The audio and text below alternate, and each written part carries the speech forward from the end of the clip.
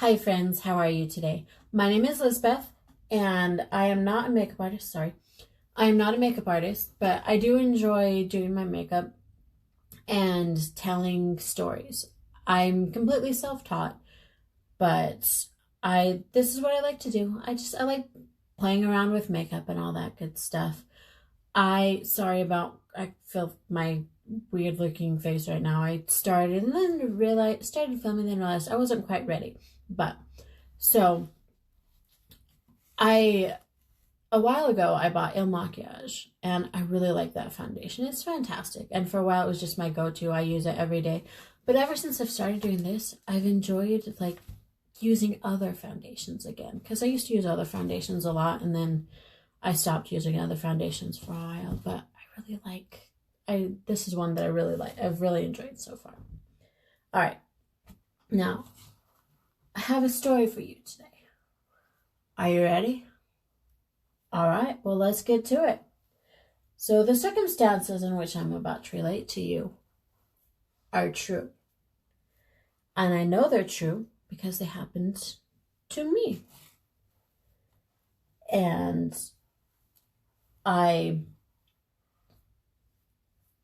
I remember them as clearly as if they happened yesterday, even though 20 years have passed by since that night. Now, I don't want any... Sorry. Now, I don't want any...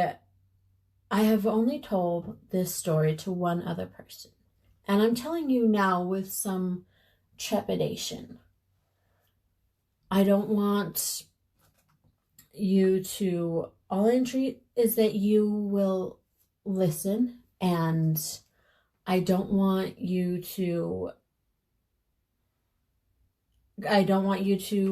force your own conclusions, or I want nothing explained away. All I want is for you to listen. So it was exactly 20 years ago, and within a day or two of the grouse season ending. And I had been out all day with my gun.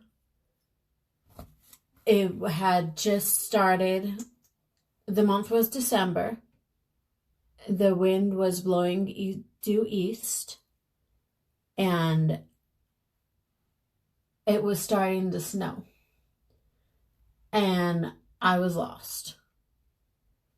The sun was starting to set. It was becoming nightfall, and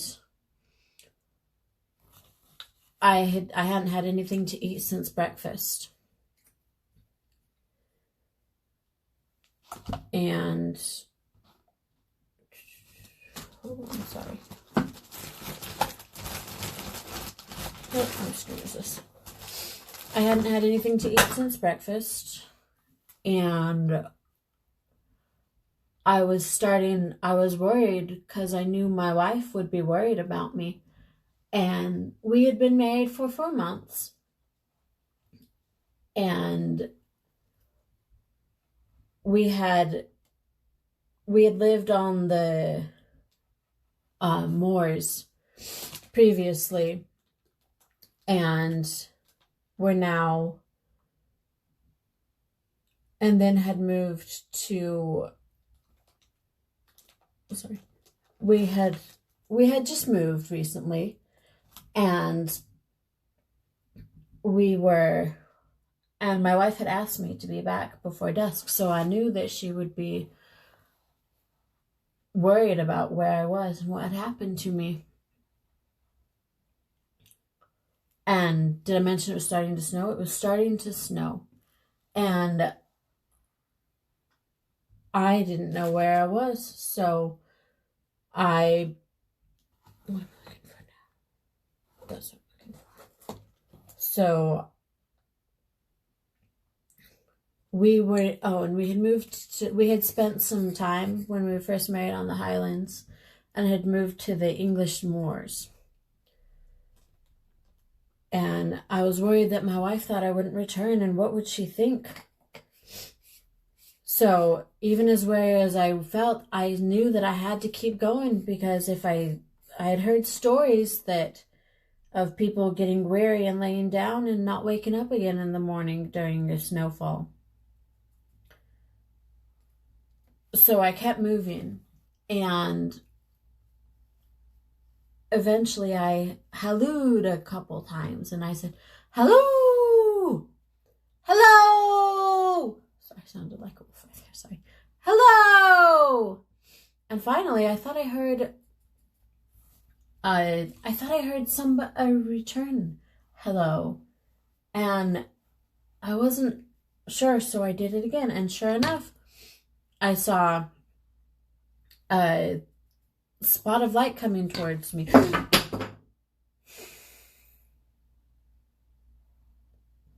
That was glorious. Hold on. Sorry about that. I just dropped powder everywhere. Anyways, so I saw a light, what looked like a light, coming towards me, and so I ran towards it, and lo and behold, I found an old man with a lantern, and thank goodness burst out of my mouth. And so he's just kind of growling me, "What for?" "Why, for you, of course." Ugh, just dropping things everywhere today. Stop. Okay. And for you, I had begun to fear that I would be lost in the snow. And the old man said, folks do get cast away hereabouts from time to time.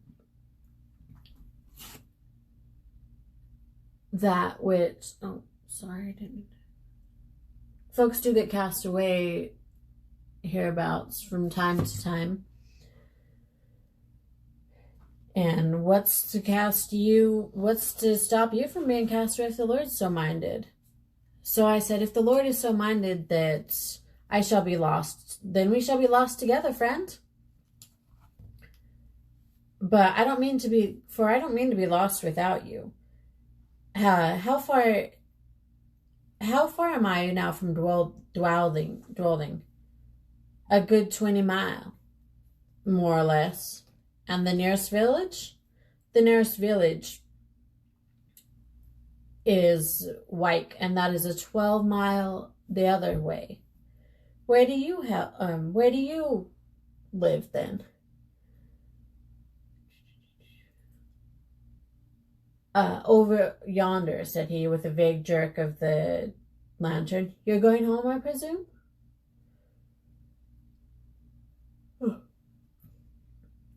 Maybe I am. Then I'm going with you. The old man shook his head and rubbed his nose reflexively. What?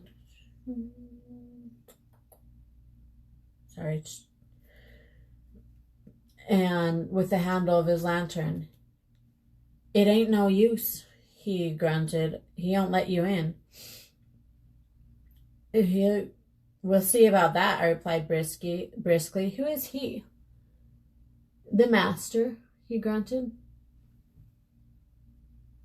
And who is the master? Well, that's nothing to you, was the unceremonious reply. And, well then, you lead the way and I'll engage with the master. Thank you. So finally, the old man grudgingly decided to take me with him. And so that I could ask the master if he would give me shelter and supper for the night.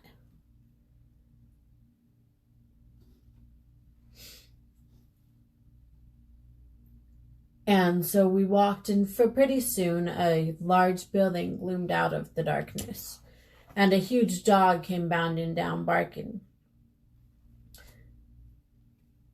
Is this the house? I asked. Aye, it's the house. Down bay, said the old man. And he reached in his pocket for the key. Well, I drew up close behind him in order to, because I was afraid he was not gonna let me in.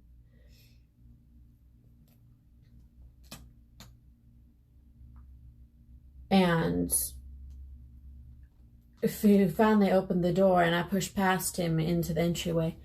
And when I got in, I saw it was a huge raftered house with all sorts of things in that was used for all sorts of things, equipment. There were bales of hay. There were all sorts of things, and there was a huge bundle in the middle of the room covered with a cloth. And there were miscellaneous lumber, bags of flour, just everything. And I opened, and I was curious about the bundle and the covered bundle. So I untucked it, and it was a huge telescope. And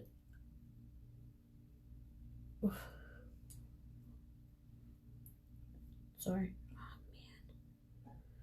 man. Beautiful.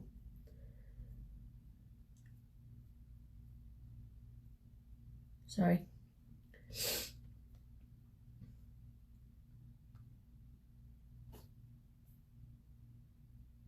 And I was examining the instrument and wondering about it when a bell rang. And the old man looked at me with a malicious grin and said, "That's for you. And yonder is his room." So he showed me to the door, and I walked into the room and saw a huge white-haired old man who was rising from a table that was covered with books and charts and papers, and confronted me sternly. "Who are you?" he said. How have you come here, and what do you want?" "James Murray, barrister at law. On foot across the moor, meat, drink, and sleep." He he frowned at me and said, "Mine is not a house of entertainment."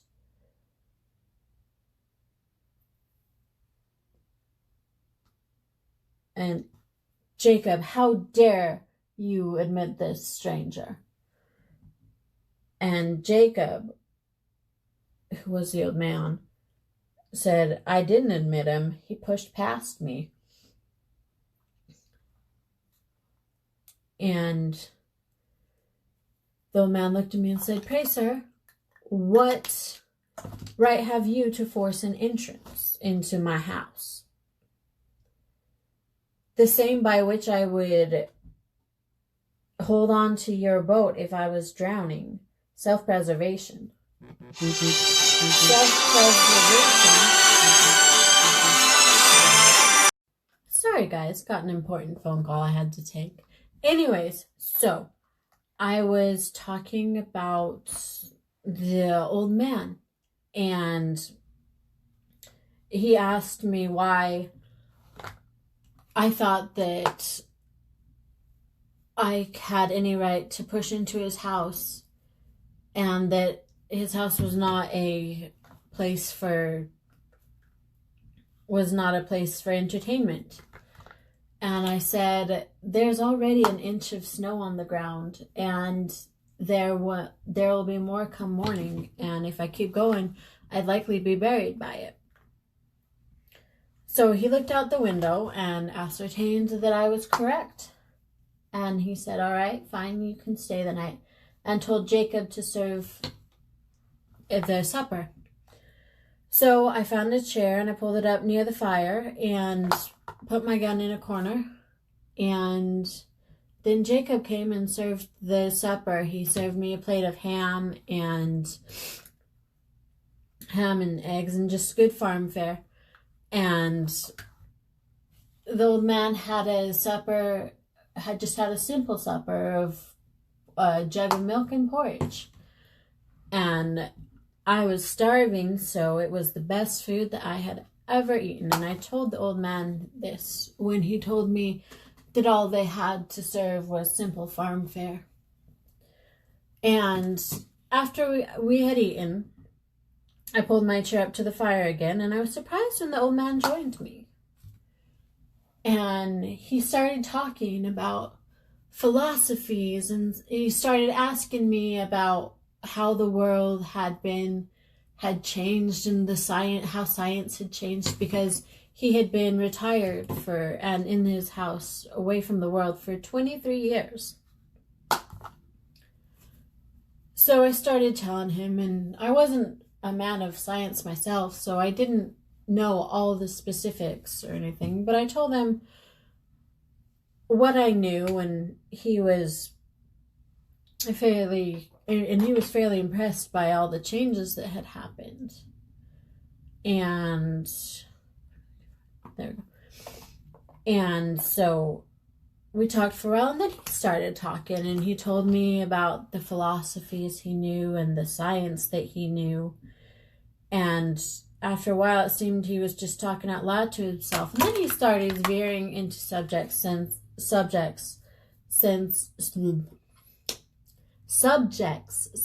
as, like,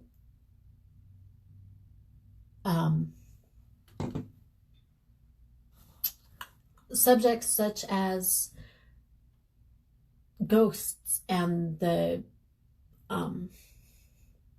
not extraterrestrial, but ghosts, specters, all that kind of stuff, the paranormal spectrum. And he starts speaking a little bitterly about how when you believe in that kind of stuff, people will shun you and they'll send you away and they won't believe you anymore. And he talks about how he had believed and how he was taken out of the scientific community because he believed in these kinds of things. And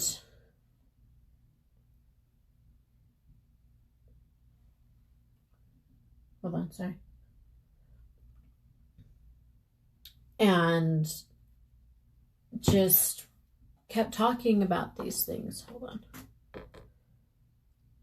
He talks about how he had believed in ghosts and such, and how he was booted from the scientific community that he was a part of 23 years ago. And then he says, there you have it, my history. And I say, it's a very sad one. And he says, he tells me it's a fairly common one. And then we continue talking for a while.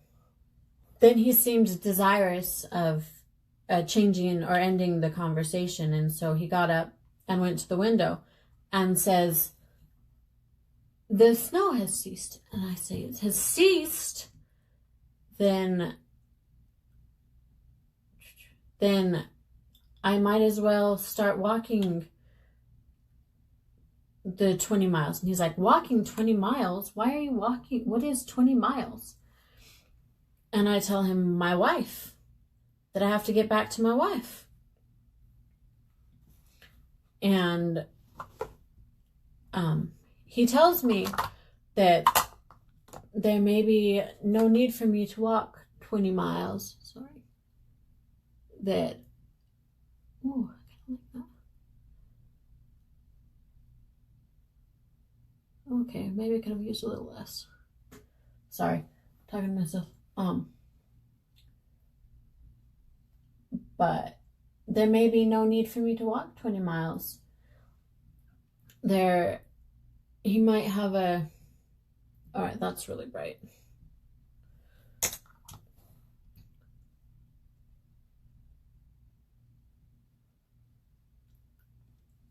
Sorry, I'll get back to the story in just a sec. Hold on. So I tell him that I'm anxious to get back to my wife, who's at Dwolding, which is 20 miles away.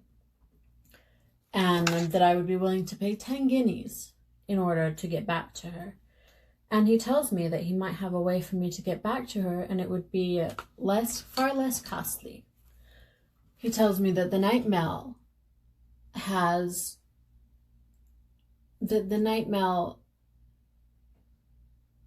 travels not far from his place, and that hold on a sec, I just heard someone come in. Sorry, my disembodied southern voice just came in. Good to be back, y'all. Or at least good to have her back. Kind of stuck here because, disembodied and hot in this place and shit. Anyway, so he told me that he had a way for me to get back to my wife sooner, or with less expense, and that the night mail passed fairly close to where his home was. So I needed to get back to my wife, so I was thrilled to take him up on this offer. So he had Jacob take me to the place to where the night mail went or crossed. And so we started walking, and it was a fair bit of a walk, and the night was getting colder. And then he told me he told me where to go, and he told me that to beware of the broken sign that had never been fixed before the road was a little bit treacherous, and the night mail coach had gone over the edge of the cliff, because we were by a cliff 9 years earlier, and all had died. 4 had died right away, and 2 had died the next morning of injuries.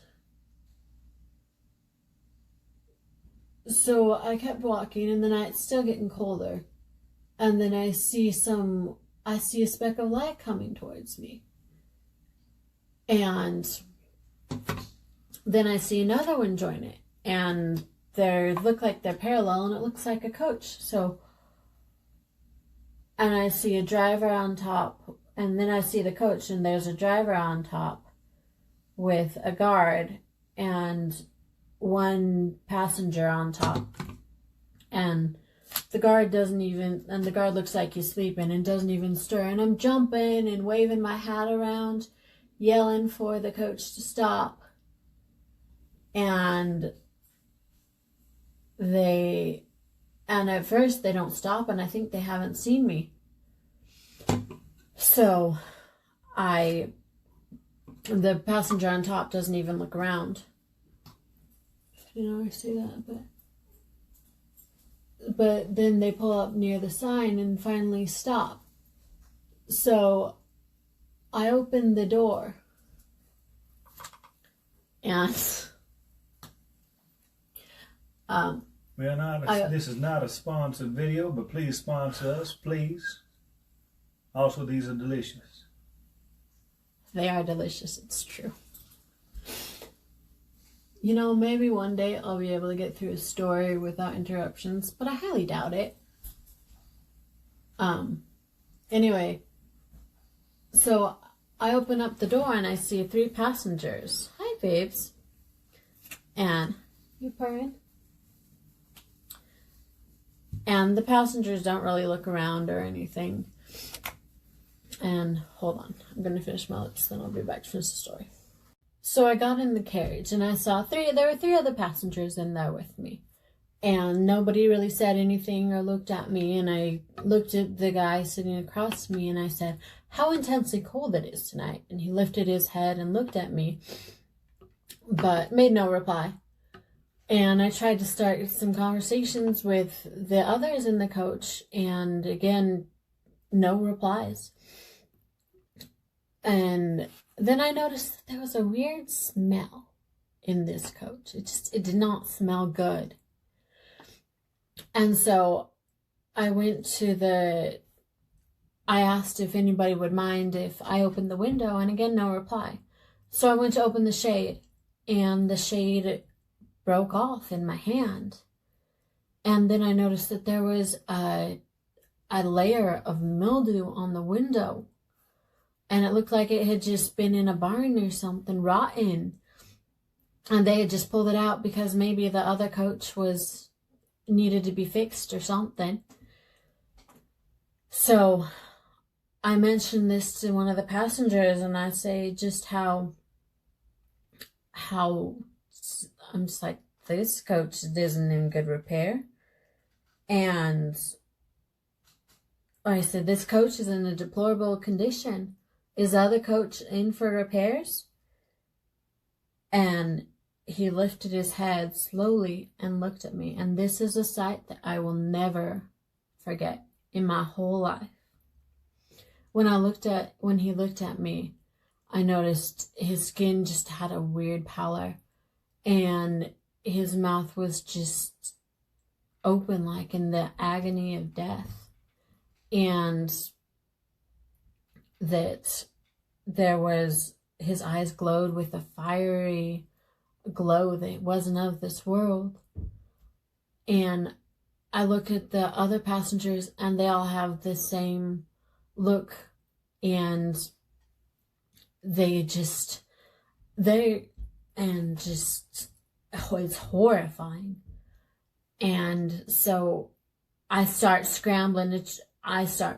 freaking out and scrambling to get out of this coach.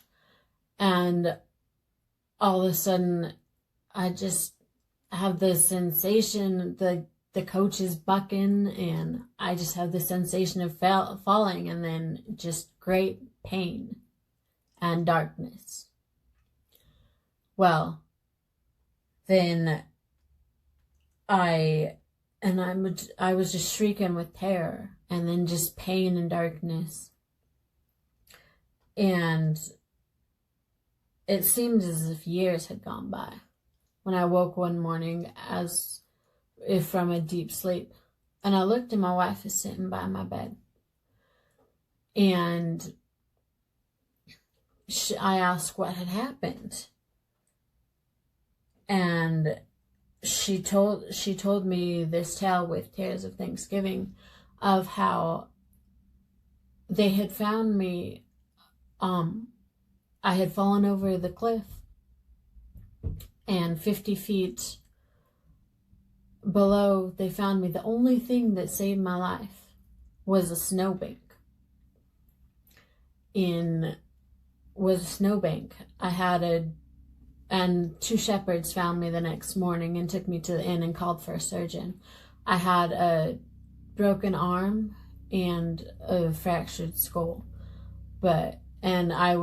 he thought that, and had a high fever, and I was delirious. And I told him he was the only other person that I have told this story to.